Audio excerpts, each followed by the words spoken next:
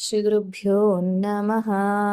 श्रीमद्भगवद्गीता अथ श्रीगीतामाहात्म्यं। धर उवाच।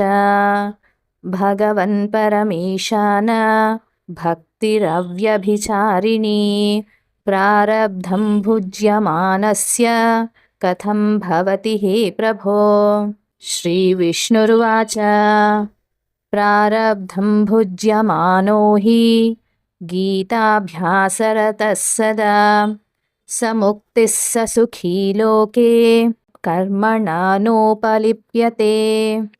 महापापादिपापानि गीताध्यानं करोति चेत् क्वचित् स्पर्शं न कुर्वन्ति नलिनीदलमम्भुवत्। गीतायाः पुस्तकं यत्र पाठः प्रवर्तते तत्र सर्वाणि तीर्थानि प्रयागादीनि तत्र वै। सर्वे देवाश्च ऋषयः योगिनः पन्नगाश्च ये गोपाला गोपिका वापि नारदोद्धवपार्श्वैः। सहायो जायते शीघ्रं यत्र गीता प्रवर्तते। यत्र गीता विचारश्च पठनं पाठनं श्रुतं तत्राहं निश्चितं पृथ्वी निवसामि सदैव हि। गीताश्रयेऽहं तिष्ठामि गीता मे चोत्तमं गृहं। गीताज्ञानमुपाश्रित्य त्रीन् लोकान् पालयाम्यहम्।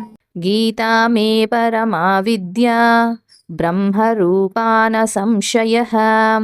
अर्धमात्राक्षरा नित्य स्वानिर्वाच्यपदान्विका। चिदानन्देन कृष्णेन प्रोक्ता स्वमुखतोऽर्जुनं वेदत्रयी परानन्द तत्त्वार्थज्ञानसंयुता।